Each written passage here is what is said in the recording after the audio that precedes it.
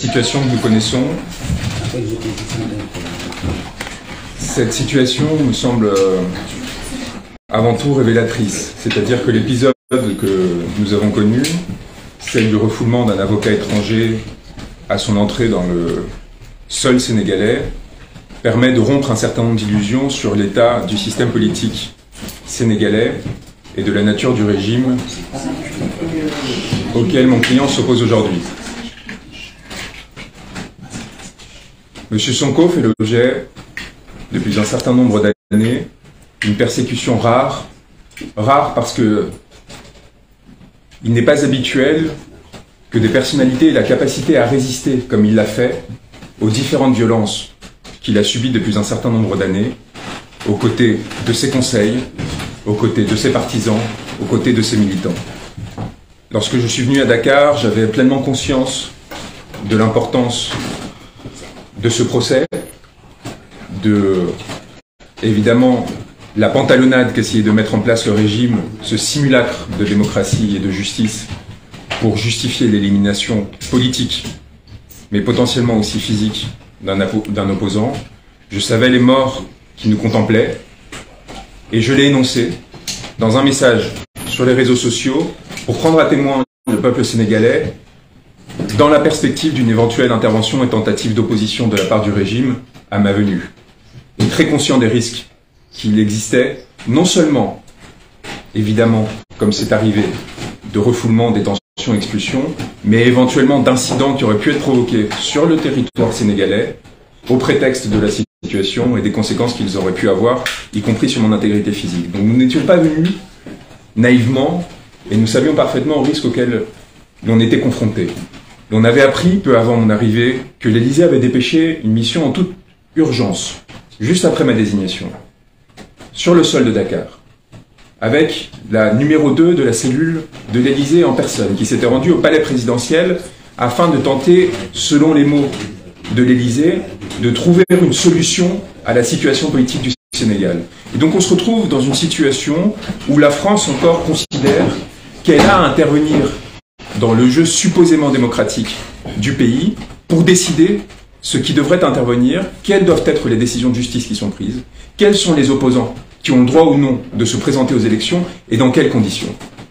Cela fait des années que M. Sonko dénonce ces interventions. Cela fait des années que M. Sonko dénonce cette compromission des autorités sénégalaises à l'égard de la France et la perte de souveraineté que cela implique pour le peuple sénégalais. C'est très important d'insister sur ce point, car les personnes qui aujourd'hui, en Afrique de l'Ouest particulièrement, défendent un multilatéralisme, défendent la possibilité de pouvoir s'appuyer sur plusieurs alliances avec de grandes puissances, ont pour objectif de les mettre en concurrence entre elles pour servir, in fine, leur peuple. Ceux qui le font pour accaparer des ressources sont des traîtres. Ceux qui le font pour améliorer la compétitivité de leurs économies, pour améliorer les investissements dans leur pays, sont des personnes qui travaillent pour le peuple. Il me semble que M. Sonko n'est tombé dans les travers d'aucun de ses pairs et n'a à aucun moment cherché à remplacer un colonisateur par l'autre. Il cherche à recréer une souveraineté sénégalaise, redonner au peuple le contrôle notamment sur ses ressources, à un moment où l'augmentation de l'exploitation des ressources gazières et pétrolières rend particulièrement avide et violente cette caste politique, ce qui explique les tensions qui sont en train de monter dans la perspective des élections de février 2024, ce qui explique par ricochet la tension et la violence que l'on tente d'infliger aux avocats et à tous ceux qui essayent d'empêcher le déraillement des procédures supposément démocratiques qui doivent avoir cours au Sénégal. Aujourd'hui, le régime sait parfaitement que si M. Sonko se présente, il sera élu président du Sénégal. Il sera le prochain représentant du peuple sénégalais et avec un espoir qui se lèvera pour l'ensemble du territoire, du règlement de la Casamance à la question de la situation et des ressources gazières, pétrolifères, la répartition des ressources de façon générale, l'intégrité territoriale du pays et aussi une évolution géopolitique majeure qui inquiète encore une fois la France, qui craint de perdre l'un de ses derniers soutiens en Afrique de l'Ouest et peut-être en Afrique francophone avec la Côte d'Ivoire, soutien qu'elle est prête à tout pour garder, y compris en faisant refouler un de ses ressortissants sur le territoire de Dakar, en demandant à M. Macky Sall d'y parvenir, de façon à éviter une alliance politique qui pourrait être générée entre la force d'opposition et des représentants comme moi, d'une partie de la population française qui est aujourd'hui lourdement opposée à M. Macron. Car il ne faut pas se tromper aussi sur ce point. M. Sonko n'a pas fait appel à moi seulement en tant qu'avocat et en tant qu'avocat pénaliste. M. Sonko sait parfaitement ce que je représente en France et l'importance d'une alliance qu'il doit constituer alternative au régime corruptif qui aujourd'hui lie le Sénégal et la France. Il sait l'importance pour le Sénégal, pour le peuple sénégalais, de s'allier au peuple français. Car il faut rappeler que le peuple français n'est pas responsable du pillage, de l'extorsion, de la colonisation qui ont touché les peuples d'Afrique de l'Ouest ces dernières décennies. Ce sont ces élites qui se sont enrichies, ce sont ces élites qui ont profité de ces liens, ce sont ces élites qui encore aujourd'hui se font inviter régulièrement au palais présidentiel pour se voir répartir des ressources. Et lorsque M. Sonko fait appel à des individus qui luttent contre la corruption de ces élites à l'étranger, il cherche à faire miroir avec son combat. M. Sonko s'est fait connaître sur la scène sénégalaise par sa dénonciation de la corruption des élites, par son intégrité. Il intervient dans les médias étrangers en montrant des photos de Thomas Sankara pour s'intégrer justement dans cette longue perspective de lutte pour l'émancipation des peuples en Afrique de l'Ouest contre leurs élites, contre la corruption et contre l'asservissement à des puissances étrangères. C'est exactement ce que nous faisons en France. Et c'est exactement pourquoi, lorsque nous payons le prix au Sénégal de cet engagement, nous savons très bien qu'il est le reflet de notre engagement en France. Est-ce que cela implique que nous soyons venus comme politiciens, comme agitateurs, comme militants sur le territoire sénégalais? Pas du tout. Et c'est pour ça que cette inquiétude qui a germé au sein du pouvoir sénégalais a ricoché de l'inquiétude qui naissait à l'Élysée. Et la conjonction de ces inquiétudes a provoqué cet acte qui est délétère et catastrophique pour le pouvoir actuel pour une raison très simple, c'est qu'il permet de révéler, de montrer que tout ce qui se passe sur le peuple, sur le territoire sénégalais, en fait, n'est qu'une simagrée de démocratie, une simagrée de justice, et je sais à quel point il est difficile parfois de faire connaître les abus que l'on subit sur son territoire à l'étranger. Et mes confrères sénégalais, qui depuis des années souffrent de violations extraordinaires de leurs droits et de leur capacité à exercer leur magistère, qui encore le 30 mars, pendant que j'étais refoulé, arrêté puis refoulé par 7 hommes en armes dès ma sortie de l'avion, qui m'indiquaient que c'était une façon de me rendre hommage du fait de mon importance, qui disaient qu'ils raconteraient à leurs petits-enfants qu'ils avaient arrêté Juan Branco, et qui en même temps étaient d'une agressivité extraordinaire pour essayer de m'intimider dans un premier temps jusqu'à ce que je réussisse à calmer les choses en essayant de me saisir mes documents, mes ordinateurs et tout ce que j'amenais au procès pour prouver l'innocence, car c'est très important de répéter, l'innocence de M. Sonko, la nullité des procédures. Eh bien, ses confrères sénégalais, il faut le rappeler, il faut insister, ce qui m'est arrivé est arrivé à l'ensemble de l'équipe de défense de M. Sonko, car ils ont été expulsés de la salle d'audience. Et donc, ce qui m'est arrivé n'est qu'une image d'une situation plus générale par laquelle, entre la ville morte que l'on a organisée à Dakar pour s'assurer que le peuple ne puisse pas se faire entendre ce jour-là, et les expulsions d'avocats qui visaient à réussir le simulacre de procès que l'on mettait en place, qui ne visait qu'une chose, à s'assurer que la décision qui avait été prise entre le palais présidentiel et l'Élysée, qui consistait à calmer les choses entre guillemets, mais c'est dire le niveau de dépendance de l'appareil judiciaire dans ce pays, où on se retrouve avec des réquisitions d'1 an ferme, de 2 ans avec sursis, et une décision qui finalement reste sous le seuil de l'inéligibilité. Par miracle, par hasard, soudain, pourquoi? Parce que l'on a changé quelques heures auparavant le juge. Et pourquoi l'on a changé quelques heures auparavant le juge? Comment cela se fait qu'alors que l'affaire était déjà renvoyée, c'est-à-dire que le tribunal était saisi? C'est-à-dire que le juge en question devait présider à cette audience. Pourquoi il ne l'a pas fait? Eh bien, tout simplement parce qu'on a cherché à lui imposer un accord politique qu'il a peut-être refusé, qu'en toutes circonstances on a trouvé quelqu'un qui l'accepterait, et que cet accord, comme l'a rappelé Maître Pierre-Olivier Sur, mon confrère qui s'est déshonoré en plaidant devant une salle vide, qui s'est déshonoré en plaidant alors que son confrère du même barreau était refoulé au même instant parce qu'il ne faisait pas partie du camp présidentiel, parce que lui, contrairement à Monsieur Sur, à Maître Sur, n'allait pas faire des salam-alek au palais présidentiel pour essayer de montrer de quel côté il était et de cette façon s'assurer sa capacité à pouvoir plaider. Qui s'est déshonoré enfin en justifiant mon expulsion, en prétendant que j'aurais appelé à l'insurrection, en prétendant que j'aurais traité de tyran Monsieur Sall, qui a démontré sa tyrannie en me refoulant et en refoulant l'ensemble de mes confrères. Je ne l'avais pas dit jusqu'alors. J'avais dit que le 30 mars, l'on saurait s'il y avait l'avènement d'un régime tyrannique. L'on saurait si la nature démocratique du régime sénégalais était encore existante ou pas. Et j'avais dit, on saurait si M. Sall, son Excellence M. Sall, comme l'a rappelé le ministre de l'Intérieur, si M. Sall allait transformer ou non ce pays en un désert démocratique. Alors pour les Sénégalais, il est évident qu'ils n'avaient pas besoin de cet élément supplémentaire pour le savoir. Les 14 morts de 2021, les morts lors des manifestations suivantes, les 500 arrestations de militants du PASTEF ces 15 derniers jours l'avaient démontré, mais aussi l'absence par l'Assemblée nationale de capacité à siéger depuis l'année dernière. Tous ces éléments suffisent en vérité à démontrer que tout cela n'est qu'une apparence et n'est qu'une pantomime. Et le dernier espoir du peuple sénégalais, c'est la possibilité de s'exprimer par l'élection, de réussir à renverser ce régime pacifiquement. Mais que veulent-ils? Veulent-ils la révolte? Est-ce cela qu'ils veulent? Le sang, les morts une nouvelle fois? Est-ce à ce prix qu'ils sont prêts à s'accrocher au pouvoir, à accaparer les ressources naissantes et cette inégalité qui monte au sein même de la capitale, qui se voit avec ces écarts de richesse, ces produits de consommation de luxe qui commencent à émerger dans une partie du territoire pendant que tout le reste continue à souffrir, y compris de la faim? Sont-ils prêts à cela pour s'accrocher à ce pouvoir? C'est la question aujourd'hui qui se pose au peuple sénégalais, et c'est la question qui doit être posée directement à M. Sall. Et s'il continue, parce que il y a évidemment des conséquences secondaires, l'épuisement de M. Sonko, voilà l'objectif. L'objectif, c'est de jouer avec ses nerfs, c'est de le faire varier, d'essayer de le mettre dans des contradictions, de dire, mais vous voyez, nous ne vous avons pas condamné à l'inéligibilité, mais on fait appel par le parquet quand même. On fait appel par le parquet, pourquoi? Parce qu'on veut quand même essayer, peut-être, de vous déstabiliser, de voir jusqu'où vous serez prêt à résister ou pas. Et l'on veut voir si vos partisans seront capables de se mobiliser à chaque fois, et l'on verra si face aux menaces, par exemple, des forces armées, là vous serez peut-être en mesure de reculer ou vous tenterez la mise en tension. Est-ce que les forces armées vont nous suivre ou pas? On joue avec le feu.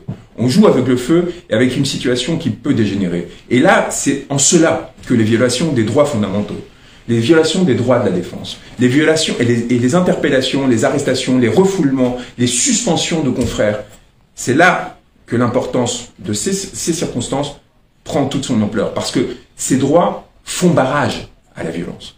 C'est choses qui peuvent sembler formelles, une chose qui ne concernerait que l'élite. Ce sont des éléments fondamentaux pour protéger derrière les populations qui sinon devront se saisir de leur propre destin, devront se mettre en première ligne pour défendre leur souveraineté et en payeront chèrement le prix. Et M. Sonko est extraordinairement raisonnable, essaye de calmer les choses, vous l'avez vu pour le 3 avril, recommence en fait dans une optique où il essaye de gagner du temps et du terrain pour pouvoir se présenter aux élections présidentielles en 2024 et gagner légitimement le pouvoir et surtout sortir de là où ils sont, ceux qui sont aujourd'hui au pouvoir. M. Sonko fait partie d'une coalition qui compose de nombreuses forces politiques, il n'est pas seul, et ce n'est pas en l'affaiblissant, lui, qu'ils réussiront à détruire l'opposition. Il faut qu'ils aient conscience de cela. Il a parfaitement conscience à la fois de sa force et des vulnérabilités que sa position actuelle le présente face au pouvoir.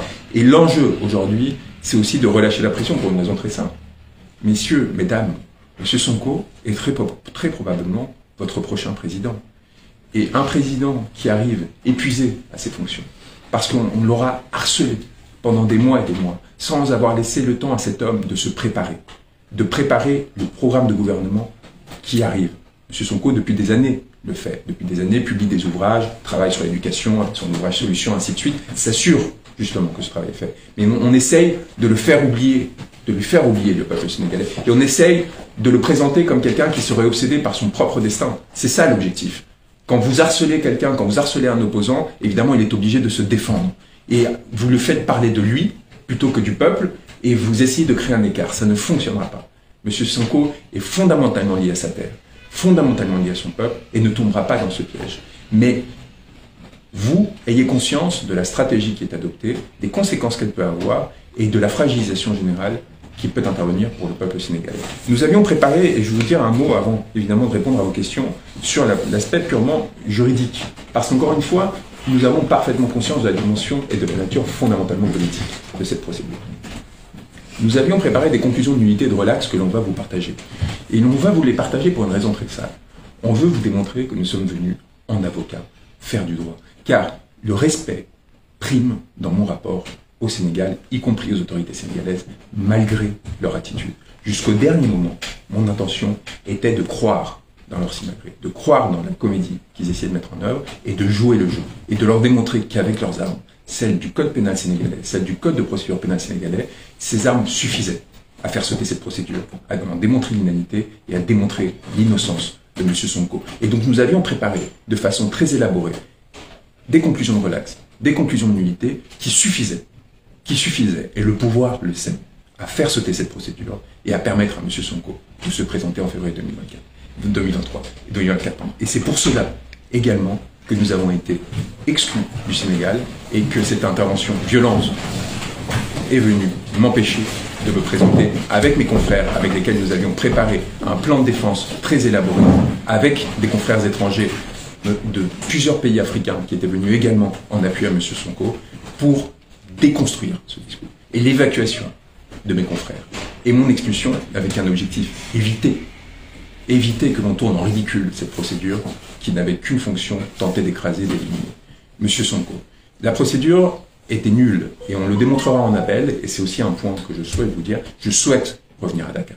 Et je n'attends qu'une chose, c'est que ces autorités se rendent compte que ce communiqué de presse du ministère de l'Intérieur était ridicule, que ce communiqué du ministère de l'Intérieur prétendant justifier l'expulsion d'un avocat venu défendre un Sénégalais aux côtés de confrères n'avait aucun sens et ne faisait que confirmer ce que nous avions annoncé, c'est-à-dire l'émergence et la naissance d'une tyrannie sur le territoire sénégalais. Et il faut mesurer la puissance de ces mots et leur importance. La tyrannie, cela veut dire l'arbitraire, cela veut dire la terreur partout, à tout moment, de façon incalculable pour n'importe quel citoyen. Parce que la tyrannie commence toujours vis-à-vis de ceux qui sont politisés. Mais elle s'étend progressivement au reste de la population. Car en faisant régner l'arbitraire, c'est-à-dire que vous donnez un pouvoir aux magistrats, aux policiers, de faire ce qu'ils veulent. Vous leur donnez l'autonomie de réprimer, et évidemment, qu'arrive très vite, l'autonomisation de leur action. Et peu à peu, leur décision de faire du mal pour servir aussi leurs intérêts personnels. Et c'est pour ça qu'il faut tenir en le plus grand mépris des régimes autocratiques, parce qu'ils font trembler l'ensemble de la population, y compris pour des raisons non politiques, à terme. Et donc il faut lutter férocement, et j'invite le peuple sénégalais à lutter par tout moyen contre l'installation de cette tyrannie, car le risque est immense pour eux, à terme, d'en s'ouvrir des conséquences qu'ils n'imaginent même pas. La préservation de l'îlot démocratique qui a été le Sénégal pendant des décennies est essentielle pour le Sénégal et pour le reste de la sous-région, à un moment où justement nous arrivons à une bascule des peuples, à une bascule de l'Afrique de l'Ouest dans une nouvelle phase, la phase finale de la décolonisation, après la décolonisation formelle, la décolonisation des esprits, la décolonisation économique. Et il faut absolument que cette décolonisation ne se fasse pas au profit de potentats, au profit de petites élites corrompues, mais au profit du peuple qui doit se saisir de son destin, profiter de l'augmentation des moyens qui va lui être attribuée pour investir dans l'éducation, dans les services publics, comme le propose M. Sonko, afin de s'assurer que vous puissiez devenir une grande puissance qui sera regardée avec respect dans le monde entier. La France, le peuple français, plutôt que la France. Parce que la France, en tant qu'État, continue à jouer à ces petits jeux de manigance et continue à penser qu'elle peut envoyer des délégations secrètes de palais en palais pour essayer de manigancer et manipuler le peuple. Le peuple français regarde avec une admiration extraordinaire ce qui est en train de se passer depuis plusieurs années au Sénégal, car le niveau de résistance qu'a démontré le peuple sénégalais est inédit. Sa capacité à résister depuis des années aux offensives politiques, judiciaires, du pouvoir actuel pour essayer d'écraser l'opposition est admirable et assez singulière.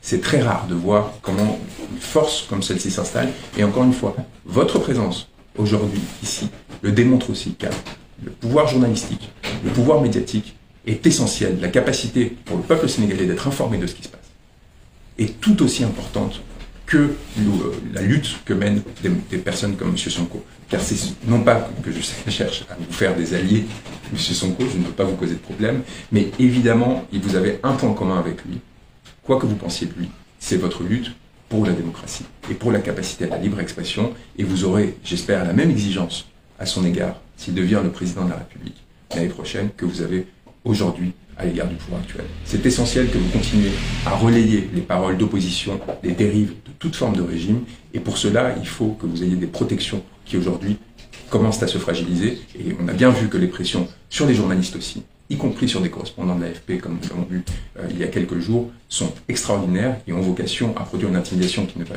pas seulement sur le plan judiciaire à l'égard d'avocats, pas seulement sur le plan politique à l'égard d'opposants, des cadres du PASTEF au-delà de M. Sonko, mais aussi sur les journalistes qui servent dans un régime démocratique sain de relais à l'égard du peuple. Je vais vous partager ces conclusions.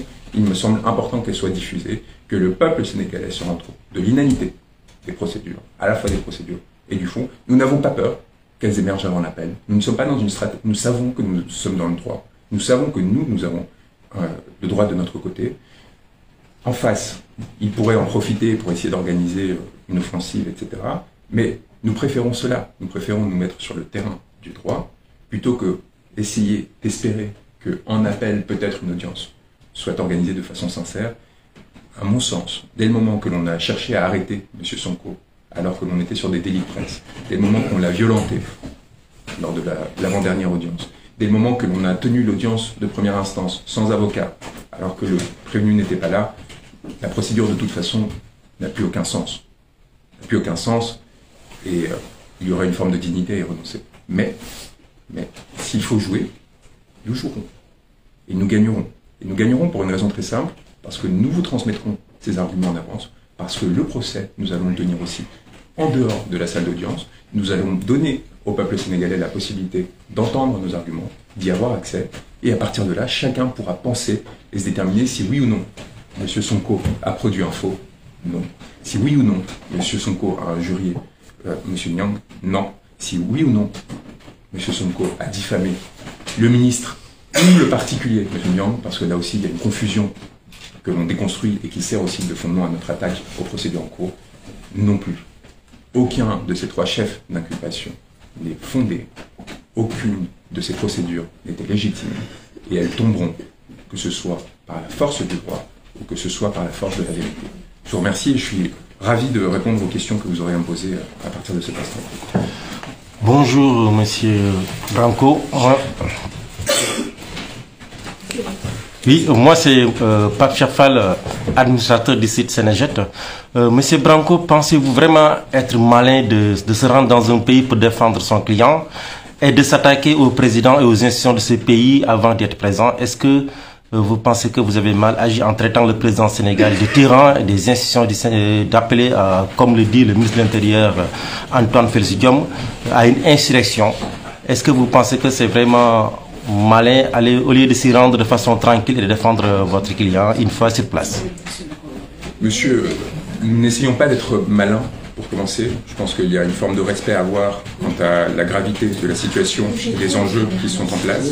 Ça, c'est un premier point. D'autre part, il y a aussi une forme de respect de la part des autorités sénégalaises quant à un principe fondamental, pardonnez-moi de le rappeler, qui s'appelle la liberté d'expression. Je relis ce communiqué indécent qui entachera l'histoire de ce pouvoir, non pas du peuple sénégalais qui a montré sa honte à l'égard de l'attitude de ses autorités, quelle que soit son opinion. C'est très important de rappeler. Monsieur le ministre, il y a un rappel d'attachement de l'État du Sénégal aux valeurs d'hospitalité de Teranga qui ont toujours caractérisé notre pays, à condition qu'elles soient sous-tendues par le respect dû à nos institutions et nos valeurs démocratiques. Qui ne respecte pas les valeurs démocratiques du Sénégal aujourd'hui? Qui, en expulsant un avocat qui a dit qu'une audience de première importance allait déterminer si l'on transformait le Sénégal en désert démocratique ou non, et si une tyrannie arrivait, non pas en disant que son Excellence M. Sall était un tyran, mais que l'audience du 30 mars permettrait de savoir si il choisissait la voie de la tyrannie ou non. Vous voyez la différence. Et qui disait qu'il y avait 14 morts qui regarderaient par-delà les juges, et que derrière eux se trouverait tout un peuple. Si cela c'est un appel à l'insurrection, si le rappel de l'importance des principes fondamentaux d'une démocratie, de la nécessité qu'elle soit installée sur la souveraineté populaire, que le peuple, au nom duquel se fait justice, soit entendu et soit respecté, et ait le droit d'être représenté dans les élections démocratiques. Si c'est cela un appel à l'insurrection, alors l'insurrection est un droit sacré. Alors la tyrannie en effet est installée.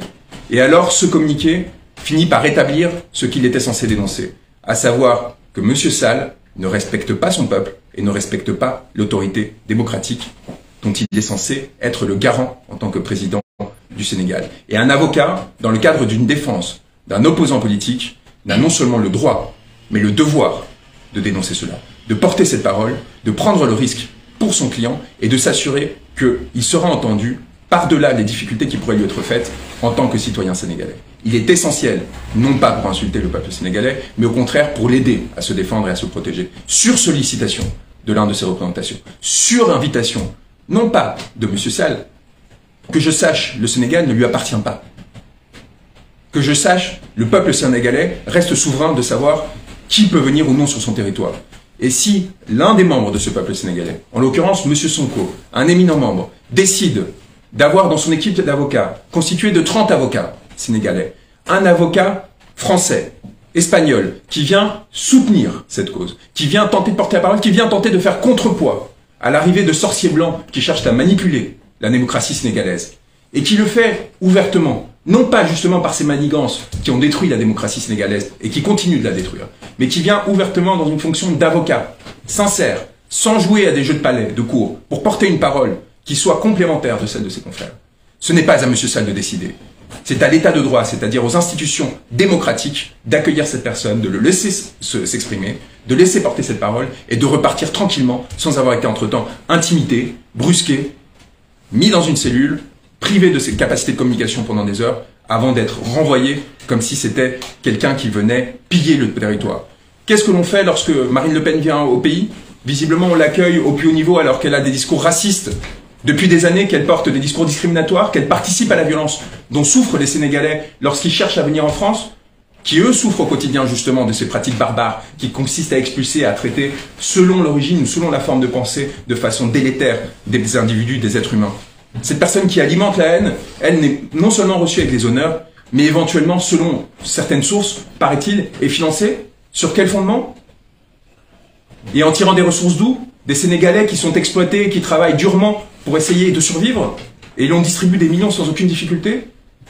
Et il faudrait justifier que parce que j'ai dénoncé les dérives qui touchaient mon client, non pas en colon qui arrive pour expliquer aux Sénégalais ce qu'ils doivent penser, etc. Non, pour porter la voix, la parole d'une personne qui est enfermée chez lui, que l'on empêche de faire campagne, que l'on empêche de porter sa parole, qui a besoin de représentants de relais de tout ordre, burkinabé, français, espagnol, européen, asiatique, qu'importe, qui a besoin d'un maximum de personnes qui viennent s'assurer que l'on n'écrasera pas les millions de personnes qui le défendent derrière lui, qui viendra s'assurer que malgré son contrôle judiciaire qui l'empêche d'aller à l'étranger, des liens seront tissés avec les peuples du monde entier pour s'assurer que lorsqu'il deviendra président du Sénégal, les intérêts des Sénégalais seront défendus sur l'ensemble du territoire mondial et que, justement, il n'aura pas à pâtir des années d'isolement qu'il a subies. Vous voyez la stature d'homme d'État, M. Sonko, qui prévoit les conséquences de ces années d'aridité et de lutte qu'il a dû mener, et qui voit les fragilités que cela pourra produire s'il arrive au pouvoir, et qui cherche à les compenser de façon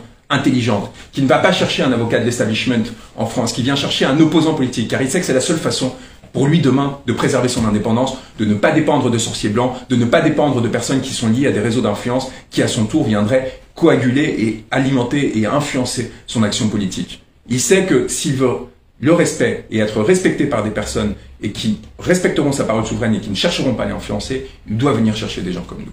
Et M. Sall, au contraire, qui aime les larbins qui viennent de l'étranger pour essayer de lui faire croire qu'il est l'homme suprême en échange de quelques ressources, eh bien M. Sall se trompe s'il pense qu'il va pouvoir atteindre à ce rapport à la souveraineté et à la dignité que M. Sonko a démontré. Une question, deux petites questions s'il vous plaît, cher Silla.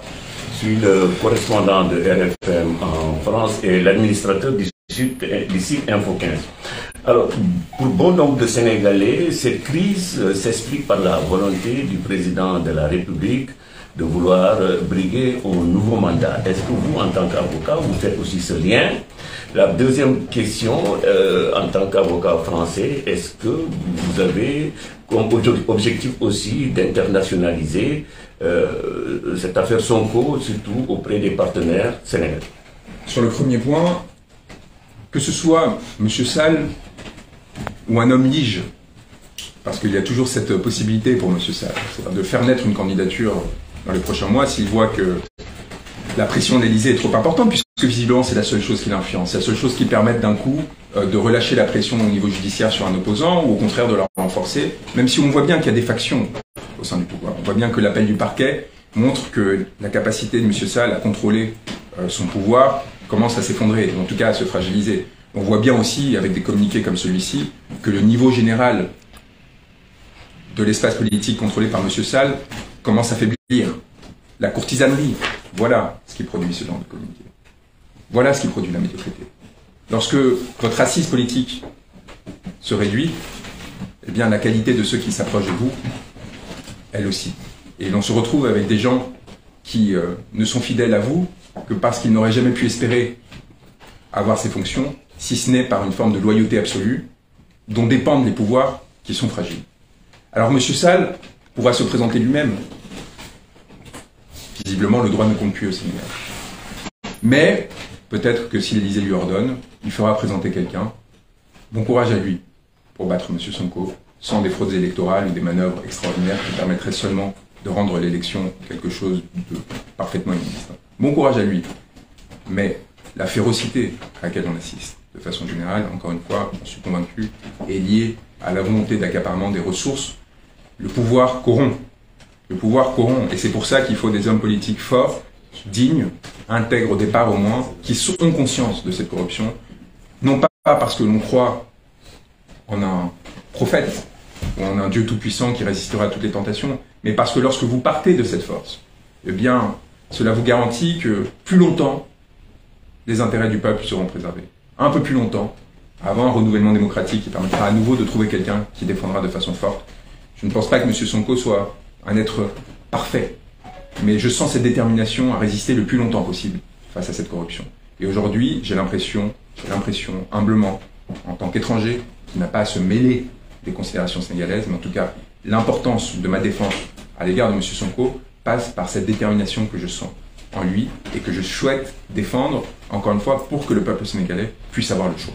Quel que soit son choix final, que la possibilité puisse intervenir et que, dans l'espoir que M. Sonko participe à cette redistribution des ressources qui est essentielle pour le développement du Sénégal, mette en place le programme qu'il a affirmé vouloir développer, notamment sur l'éducation, dans son livre Solutions et ainsi de suite, un programme de développement qui rende le Sénégal plus démocratique et qui permette de faire du Sénégal un allié puissant du peuple français lorsque lui aussi s'émancipera de ces tutelles oppressives. Deuxième question sur l'internationalisation. Et sur l'internationalisation, écoutez, encore une fois, j'y ai répondu déjà brièvement, mais j'y reviens. Je sais la difficulté de faire passer à l'étranger des messages sur la situation réelle d'un pays. Combien de personnes à l'étranger savent la situation de l'Assemblée nationale sénégalaise? Combien de personnes à l'étranger savent la situation de l'opposition et les événements récents? Le seul moment où on a réussi à briser ce mur de verre, c'est quand il y a eu des morts. C'est quand il y a eu des violences physiques extraordinaires qui permettaient en fait de montrer le niveau d'intimidation que l'on arrive. Notre objectif, c'est de contourner ces difficultés. Et quelque part, quel grand hommage en effet qu'ils m'ont rendu en expulsant un individu qui avait une certaine renommée à l'étranger, parce que ce faisant, sans avoir à passer par la violence, sans avoir à passer par des épisodes critiques, l'on arrive à faire parler. Et c'est très important en effet que l'on arrive à faire parler, tout simplement pour qu'il y ait une prise de conscience. Non pas pour chercher à influencer les autorités, non pas pour chercher l'appui de la France, des États-Unis ou quoi que ce soit auprès de... C'est le peuple sénégalais qui seul se libérera et s'émancipera. Et c'est d'ailleurs, il me semble, le discours de M. Sonko. Mais pour qu'il n'y ait plus de complaisance à l'égard de M. Sall, pour qu'on ne croie plus dans les balivernes qu'il tente de raconter lorsqu'il prétend que tout fonctionne parfaitement, que c'est seulement un agitateur un peu secondaire, accusé de 1000 crimes, qui est en train d'essayer d'enflammer le pays, et que l'on voit la réalité. Il n'y avait aucune... Vous voyez, cette expulsion, elle est magnifique parce que il n'y avait aucune justification possible à celle-ci. On voit bien, de façon assez pitoyable, ce qu'on a essayé de construire pour, a posteriori, quand ils ont vu, en fait, que ça faisait scandale. C'est seulement dans un second temps qu'ils ont essayé d'expliquer. Ils pensaient pouvoir enterrer la chose discrètement, ils se sont trompés. Donc, cet événement, il est important en cela, en ce qu'il sert de révélateur, en ce qu'il n'y a pas d'excuse possible, il n'y a pas de provocation, il n'y a pas de violence préalable, il n'y a rien qui, en fait, permette de justifier pour M. Sall l'acte qu'il a décidé, car par ailleurs, c'est aussi un honneur de voir que tout un président ait eu peur à ce point de mes mots. Vous voyez, ça dit quelque chose, peut-être de notre force, mais peut-être aussi de sa fragilité. Sur le plan des droits humains, avez-vous prévu avec votre client de mener des actions sur le plan international? Parce qu'on constate de nombreuses pertes humaines depuis le début. Aussi, par rapport à la situation dans les prisons sénégalaises, où c'est évident que de nombreuses personnes qui y reviennent racontent qu'il y a des fois dans des cellules, dans des chambres, plus de 100 personnes. Est-ce qu'avec votre client, vous avez prévu de mener des actions au niveau de la justice internationale? Avec mon client, avec mes confrères, Baba Sissé, Cheikh Rory Sheba, qui sont des gens extraordinairement courageux, avec la trentaine d'avocats qui travaillent sur cette affaire, de nombreuses hypothèses sont sur la table.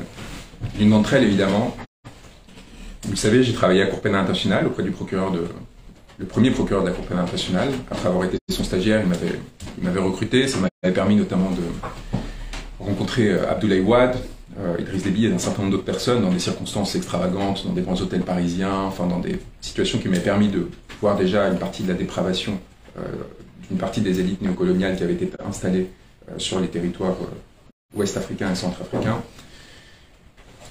Je connais très bien le droit international pénal.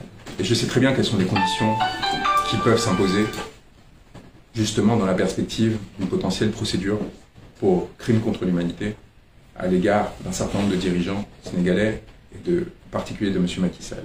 Et je sais que les 14 morts de 2021, et je sais que les répressions postérieures lors des manifestations, les morts épisodiques, comme on dit, un peu hasardeuses, sorties de nulle part, peuvent constituer des crimes contre l'humanité si elles font l'objet, si elles sont, le fruit d'une politique systématique ou généralisée d'attaque contre une population civile. C'est ça les exigences qui sont établies par le statut de Rome concernant les crimes contre l'humanité. Donc cette possibilité existe et Macky Sall devrait y réfléchir. Devrait penser aussi à son avenir, à la suite. Parce que peut-être qu'il voit son avenir en ne regardant que les rivières d'or que charrie la présidence du Sénégal aujourd'hui. Ce qui ne devrait pas être le cas d'ailleurs. Le contrôle des ressources de la part d'un politicien ne devrait constituer qu'en décider comment est-ce qu'elles sont réparties et redistribuées au peuple, pas au sein d'une élite et d'une petite caste. Qu'importe. Peut-être qu'il est aveuglé par les reflets d'or qui viennent de son contrôle des ressources que lui permet sa position politique actuelle et son dévoiement. Mais il devrait réfléchir à la froideur des géoles, des cellules dans lesquelles il m'a ponctuellement placé, et au devenir plus triste, plus terrifiant, qui pourrait l'attendre s'il continuait sur une voie qui, au détriment du peuple sénégalais, produirait la mort, produirait la violence, comme parfois il semble en avoir la tentation. Et nous, en tant qu'avocats, nous avons pour fonction, évidemment, de nous préparer à toute hypothèse et de permettre à M. Sonko, à ses alliés, au peuple sénégalais, le cas échéant, d'enclencher des procédures qui mènent M. Macky Sall dans ces territoires et dans ces eaux-là. Donc, il y a là une décision fondamentalement politique qui devra être prise par M. Sonko et ses proches, décider si l'on rentre dans l'irrémédiable, une confrontation absolue, qui ne passe pas justement par la mise en danger du peuple sénégalais, mais par l'activation du droit à des niveaux que M. Sall ne peut pas contrôler et que l'Élysée, évidemment, peut influencer. Et c'est pour ça aussi que Macky Sall s'accroche autant à l'Élysée. Car il sait très bien que son devenir, à l'intérieur ou en dehors du pouvoir, passera par la capacité de l'Élysée à le protéger. Et nous savons l'influence que la France a sur ces institutions internationales. Nous savons aussi la force que peut avoir la saisine de ces institutions par un peuple en colère de par la mort de certains des leurs. Et donc, à partir de là, c'est une porte qui est ouverte, qui méritera d'être réfléchie, d'être préparée, et le cas échéant, selon l'évolution de la situation au Sénégal, et la capacité de M. Sall à comprendre qu'il a aussi beaucoup à perdre en jouant à ce jeu, de se dessaisir démocratiquement de son pouvoir et de laisser la place à une opposition ou à une succession qui soit démocratiquement élue, ou au contraire, jouer un rapport de force qui pourrait être très coûteux et délétère à son compte. Maître Khalid Branagouiaï, administrateur du site d'information Réseau News, en même temps journaliste aussi à dakarmatin.com. Sur quelle base légale, écrite ou orale, les autorités aéroportuaires ont fait comprendre que voilà, vous devez être refoulé? Ordre de la présidence et ce que j'ai pensé. Voilà la loi aujourd'hui au Sénégal. Ce que le président dit, la police fait. Où est l'ordre, où est le droit dans un territoire où de toute façon les lois ne sont plus votées, où les procès se déroulent sans défense, sans avocat de la défense. C'est de façon orale ou écrite? Orale, bien sûr, j'ai eu droit à un courrier qui m'a été donné avec mon passeport seulement une fois arrivé à Paris, où j'ai quand même été accueilli, parce que c'est une façon aussi de signifier la continuité des intérêts politiques par 3 agents de la police aux frontières, quand même, qui m'ont amené aussi sur dans leur lieu de joie, où j'ai dû attendre un certain temps avant de devoir récupérer mes effets. Dans ce décès, il n'y avait tout simplement pas d'argumentaire particulier. C'était vous n'avez pas le droit d'être ici, mon cher maître. D'accord. Et vous comptez partir si vous avez la possibilité d'aller assister? Moi, j'attends en cas d'appel. Moi, j'attends une réponse des autorités de Dakar. Moi, je ne pense pas qu'il faille que l'on s'arrête là pour une raison très simple, justement. Les droits de la défense de M. Sonko sont encore violés activement. Les procédures sont encore en cours. M. Sonko a le droit d'être représenté. Et tant qu'on n'aura pas des véritables arguments, des véritables justifications à mon expulsion de ce pays, à mon interdiction de territoire du Sénégal, eh bien, nous considérerons à continuer que ces droits, sont violés. Nous continuerons à considérer que ces droits sont violés et que, en l'occurrence, il n'est pas en mesure d'obtenir un procès équitable. Et donc, moi, j'attends une réaction des autorités sénégalaises qui fondent de façon un peu moins courtisane, un peu moins médiocre, un peu plus élaborée leurs décisions, qui autrement reviennent sur celle-ci, m'autorisent à revenir sur le sol sénégalais, où de nombreuses personnes m'ont témoigné de leur solidarité. Et je leur en remercie parce qu'ils font l'honneur de leur pays et ils s'assurent et ils permettent de s'assurer qu'il n'y a pas de confusion entre des autorités politiques qui sont au bord de l'imposture et un peuple qui, lui, est en désaccord profond avec des attitudes qui sont adoptées.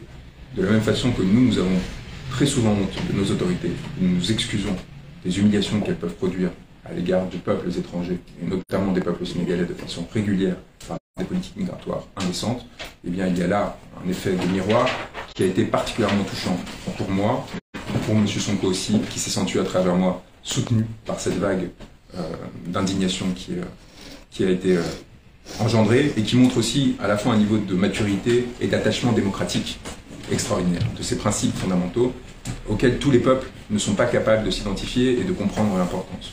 Et je peux vous dire que la France a beaucoup à apprendre de la façon dont le peuple sénégalais lutte pour ses droits, car nous avons ici parfois une forme d'acceptation de l'injustice et de l'arbitraire qui me semble particulièrement indécente. Donc oui, je compte revenir à Dakar. Je compte revenir à Dakar et je ne me laisserai pas intimider.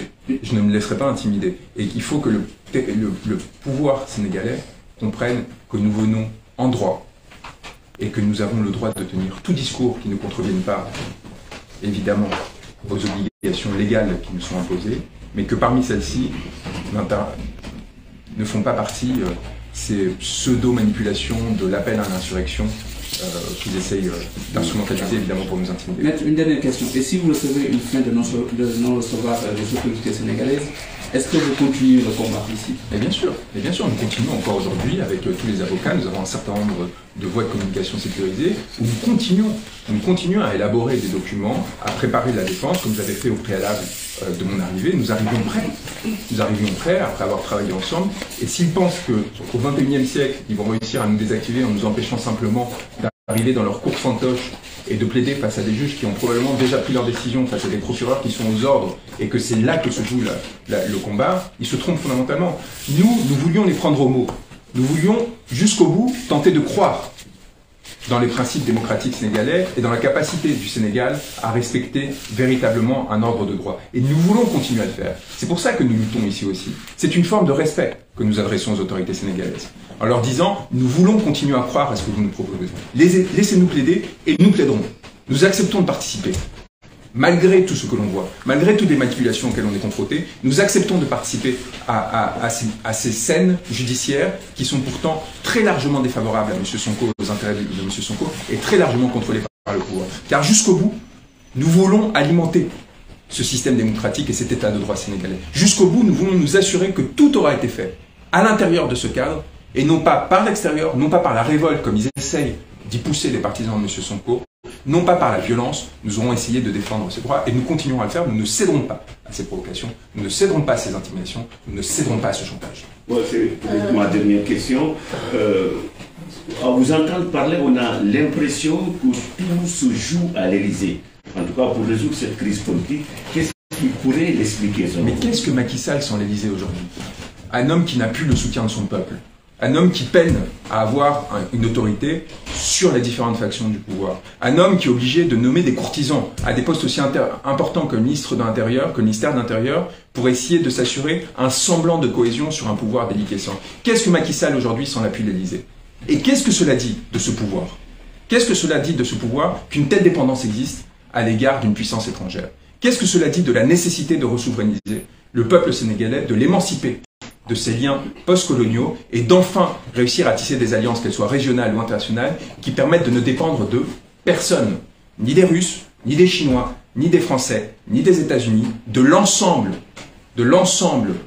des territoires, de l'ensemble des populations qui ensemble justement doivent se battre pour que chacun puisse se déterminer sur son propre territoire, sur sa propre terre, sur son propre pays. Aujourd'hui, Macky Sall ne participe pas à ça. Aujourd'hui, Macky Sall, en expulsant un avocat étranger qui venait simplement faire son office, montre son inféodation à l'égard d'autres pouvoirs et montre sa fragilité. C'est désolant et je l'appelle, non pas sous forme de défi, mais justement pour l'amener à se respecter lui-même, à respecter le peuple sénégalais et à montrer sa force, à revenir sur sa décision, à me laisser venir sur le territoire sénégalais, à me laisser m'y exprimer devant ces tribunaux, laisser le droit s'appliquer, laisser le débat intervenir et à partir de là, voir si justement il est véritablement fort, si M. Sonko est véritablement innocent ou non, et ensuite justement laisser se dérouler selon les procédures de l'état de droit, les procédures électorales qui suivront. Que M. Sall ait ce courage, qu'il ne cherche pas à se faire appeler son excellence,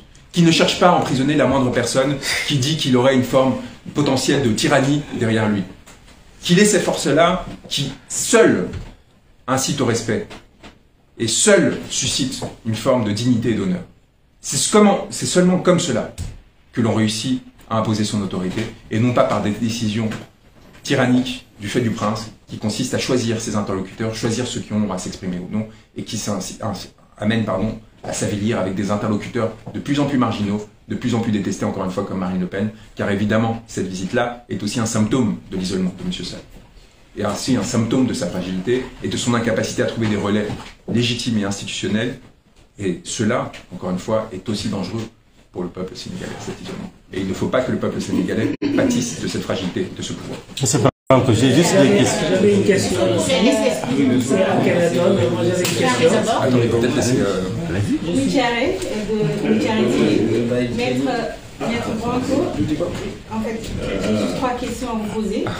J'aimerais savoir pourquoi Maître Franco fait aussi peur au Sénégal, parce que ce n'est pas la première fois qu'on est un avocat français ou bien un avocat de l'extérieur venir plaider pour son client au Sénégal. Je vais vous montrer. On l'a vu d'ailleurs avec mon confrère Pierre-Olivier Sûr qui a eu droit au tapis rouge le même jour. C'est-à-dire comme quoi, selon vous défendrez une personne ou l'autre. Je n'ai pas l'impression de faire peur au Sénégal. Au contraire, j'ai l'impression d'une vague de soutien et d'amitié extraordinaire de la part de très nombreux Sénégalais qui étaient heureux de voir des personnes qu'ils considèrent probablement comme intègres et engagées dans une lutte similaire à la leur sur leur territoire, sur leur pays, venir se joindre à eux et les accompagner et se mettre à égalité à leur côté, derrière eux-mêmes, pour les soutenir, les défendre, les protéger. Donc je pense que c'est ça que ça a ressenti. Et pourquoi est-ce que mes mots ont fait si peur à un pouvoir? Parce qu'il est fragile tout autant que parce que nous sommes forts. D'accord. Et la deuxième question, c'est est-ce que vous vous préparez à une éventuelle élimination de Ousmane Sonko? Parce que beaucoup y pensent.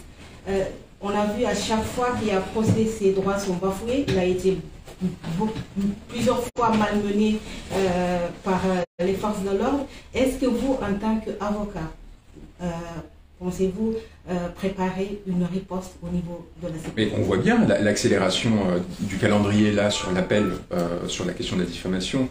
Quel est l'objectif? C'est de s'assurer qu'ils pourront obtenir une décision en cassation dans les délais pour l'empêcher de se présenter aux élections de février. Vous voyez que malgré nos recours, ils réussissent à intervenir. Mes très estimables confrères font un travail extraordinaire, notamment auprès de la CEDEAO déjà, pour évidemment avec une espérance très mitigée au regard du fonctionnement réel de ces institutions, pour essayer de s'assurer que tous les recours seront épuisés de façon à ce que cette offensive juridique soit contrée. C'est évidemment notre fonction. Je pense que la question que vous posez, elle est beaucoup trop grave, mais elle dit quelque chose de la situation. Lorsqu'on a un journaliste qui s'interroge sur la potentielle élimination, qu'elle soit physique ou symbolique, juridique ou politique d'un opposant, je pense que collectivement, nous devons nous interroger sur le point de non-retour auquel nous sommes arrivés, la gravité de la situation et la nécessité de protéger par tout moyen cet individu. Voilà, il me semble que la réponse est dans la question. Lorsque l'on arrive à ces niveaux-là, et c'est ce que j'ai essayé de dire avant mon arrivée. Et c'est intéressant que M. Sall l'ait interprété comme un appel à insurrection. J'ai prévenu du risque de transformation du Sénégal en un désert démocratique. Car si vous éliminez un à un des opposants au pouvoir existant, ce n'est pas seulement la possibilité d'être représenté par le peuple que vous détruisez, c'est aussi les contrôles que cette pression sur le pouvoir exerce qui s'amenuise, et par conséquent la tenue de ce pouvoir lui-même. Quand bien même le pouvoir de Sall, par son truchement ou par celui d'un successeur, s'était maintenu, s'il n'a plus d'opposition, eh bien évidemment ce sera la déliquescence, ce sera la généralisation de la gabégie, parce qu'il n'y aura aucun contre-pouvoir et du coup aucun contrôle direct ou indirect par le peuple de ses actions. Et un pouvoir qui n'est pas contrôlé, c'est un pouvoir qui pille, c'est un pouvoir qui détruit, c'est un pouvoir qui fait violence. Et donc il est essentiel, encore une fois, y compris si vous êtes un supporter ou un défenseur, il en existe quelques-uns encore, de M. Sall, de s'assurer que cette élimination n'intervienne pas, qu'elle soit judiciaire ou qu'elle soit physique. M. Sonko est passé par de grandes difficultés physiques. Il ne faut pas les réduire. Les policiers et agents armés qui m'ont arrêté ont refusé de me donner ne serait-ce qu'un verre d'eau parce qu'ils disaient qu'ils ne voulaient pas que l'on puisse dire qu'ils avaient tenté de m'empoisonner. Vous voyez, on est à ce niveau, y compris au sein du pouvoir. On en est là, on en est là. Et donc, je pense qu'il faut, à un moment donné, se demander, encore une fois, comment est-ce qu'on en est arrivé jusqu'à ce point, ce que cela dit, et encore une fois, ce n'est pas une question d'élite, ce n'est pas parce que l'avocat blanc, Juan Branco, a été expulsé, c'est ce que cela peut produire comme effet derrière, pour pas ricocher à terme, y compris dans les tréfonds du pays, y compris en Casamance et ainsi de suite, la violence que cela peut susciter. Aujourd'hui, M. Sonko, je parle de la Casamance parce que il porte avec lui la possibilité d'une résolution aussi de problèmes qui sont inscrits depuis très longtemps sur le territoire sénégalais et de ces populations-là. Il y a un espoir qui, s'il était brisé du fait de sa destruction, pourrait aussi engendrer des troubles spécifiques particulièrement violents. Et aujourd'hui, il arrive à porter, en fait, la possibilité d'une réconciliation. Il ne faut absolument pas briser cela. Et ça ne veut pas dire qu'il faut l'imposer comme futur président. Mais il faut s'assurer que sa figure politique soit préservée, quoi qu'il arrive. Est-ce que vous êtes... Peut-être ceux qui n'ont pas posé de question. C'est à Kenton ici. J'ai une seule question. S'il vous plaît. Les gars, on essaie de s'organiser. Une seule question. En vous entendant parler, on a comme l'impression que tout se décide à l'Élysée. Si tel est le cas, qu'est-ce qui explique cela au regard de la convention ou des accords de défense que la France a signés avec le Sénégal? Est-ce que ce n'est pas les accords de défense? Parce que je me rappelle que quand Macky Sall a été élu en 2012, le premier acte qu'il a posé, c'est de revenir en France d'urgence, renouveler les accords de défense entre le Sénégal et la France que l'ancien président Abdoulaye Wade avait annulé. L'armée française avait commencé donc à replier bagages pour retourner en France. Le premier acte que Macky Sall a posé, c'était de rétablir les accords de défense entre la France et le Sénégal. Est-ce qu'aujourd'hui, ce n'est pas ces accords-là qui sont restés aujourd'hui méconnus par le peuple sénégalais et le peuple français? Est-ce que vous êtes prêt aujourd'hui à aller dans le cadre de ces accords de défense pour comprendre ce qui explique aujourd'hui l'hégémonie de la France sur la politique intérieure du Sénégal? En quelques mots, c'est quoi l'Élysée? Un pouvoir politique qui s'y greffe, qui évolue selon les élections, selon les changements de... Et aujourd'hui, donc, nous avons une technostructure qui est accrochée à un ancien modèle, qui n'arrive pas à évoluer, qui est celui de la France-Afrique, qui est celui de la constitution de régimes amis, qui lui permettent de maintenir une influence non seulement en Afrique, mais évidemment sur l'ensemble de la planète à travers le siège au Conseil de sécurité de l'ONU, que cela lui permet d'obtenir. La France, en quelque sorte, était celle qui permettait d'assurer au bloc occidental que les votes à l'ONU, que ce bloc de vote d'un certain nombre de pays africains aille toujours dans la direction qui était dessinée en accord avec ses alliés, notamment les États-Unis, le Royaume-Uni, et ainsi de suite. Depuis quelques années, et c'est une tendance qui s'est accélérée de façon extraordinaire à partir de ce que je considère être, là ce sont des considérations politiques et personnelles, non plus d'avocats, être le règne, et c'est évidemment pas au nom de M. Sonko que je dis cela, qui a son appréciation propre de la situation. À partir du règne de Le Drian, qui s'est prolongé entre Hollande et M. Macron, un effondrement extraordinaire de l'influence de la France sur l'ensemble du continent. La catastrophe de la politique française a amené à la catastrophe en Centrafrique, à la catastrophe au Mali, à l'effondrement du régime allié au Burkina, et du coup, une situation de tension sur les quelques territoires qui restent inféodés au pouvoir en place, la Côte d'Ivoire et le Sénégal. Et la perte de ces derniers repères, quelque part, de cette ancienne France-Afrique, où se mêlaient des liens d'intérêt personnels, politiques, économiques, qui permettaient en fait, au-dessus des populations, d'alimenter une machine qui très souvent ne servait pas les intérêts réels, à la fois des Français, et en l'occurrence des Sénégalais, mais en général de l'ensemble des populations africaines.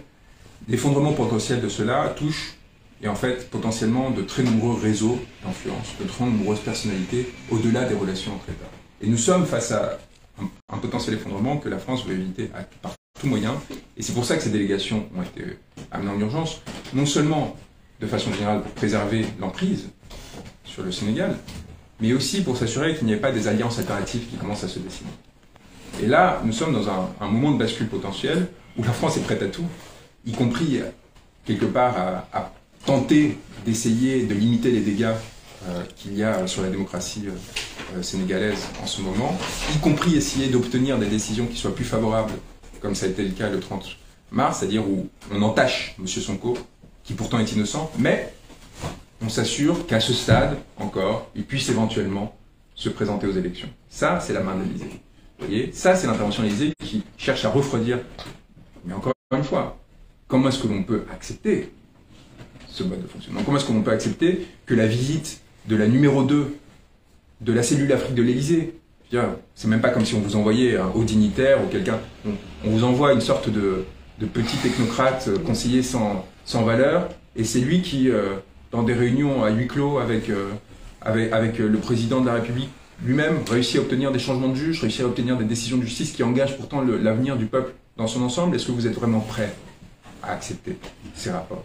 Est-ce que vous êtes prêt encore aujourd'hui, en 2023, à un moment où justement il y a une resouverainisation de l'ensemble de l'espace ouest-africain et de façon générale de l'Afrique, que le Sénégal reste l'un, ou se transforme en l'un de ces potentats complètement dépendants de certes un allié, certes la premier partenaire commercial encore, mais qui justement risque de l'entraîner dans sa chute. L'effondrement de la France pourrait entraîner dans ces circonstances celui du Sénégal. Et il est urgent en fait de sortir de cette emprise, de reconstruire un modèle plus équilibré.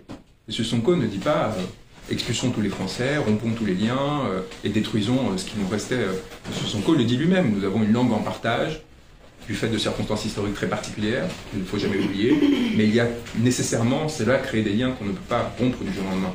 Mais il faut évidemment le faire à partir d'une position souveraine à nouveau, une position de force. Et c'est ce discours qui me semble raisonnable, vous voyez, qui n'essaye pas d'enflammer les choses, qui ne prétend pas du jour au lendemain qu'on va trouver des solutions miracles et compagnie, et qui, à mon sens, fait la valeur, entre autres, politique. La dernière, je rebondis sur ma question parce que je suis resté encore sur ma fin. J'évoque les accords de défense parce qu'au Sénégal, aujourd'hui, au regard de l'évolution des choses, personnellement, il ne me semble pas être évident d'avoir une issue juridique de la question. Parce que, comme vous l'avez si bien dit, le régime aujourd'hui utilise des moyens non conventionnels et en dehors du droit pour s'imposer et rester au pouvoir par rapport aux enjeux énergétiques en perspective. Et c'est là où moi je ne suis pas... Ouais. C'est là où on arrive à un point où moi je peux vous tenir un discours en tant qu'opposant politique au pouvoir actuel en France. Mais je ne vais pas prendre la parole au nom du PASTEF, je ne vais pas prendre la parole au nom de M. Sonko et de ses représentants, qui seuls sont légitimes à dire quelle doit être la reconfiguration des liens avec la France, et quelle qu'elle soit sa décision et sa position, nous l'accompagnerons, car en tant qu'avocat, nous sommes justement dans une démarche de soutien à une figure politique, de protection de cette figure politique. Et évidemment, tant qu'il ne rentrera pas, et M. Sonko ne le fera jamais dans des discours de haine, de provocation ou de violence, eh bien, évidemment, nous serons à ses côtés, mais en respectant sa souveraineté, en respectant la souveraineté du peuple sénégalais. Cette souveraineté, elle est essentielle et elle sera toujours préservée. Et jamais je ne me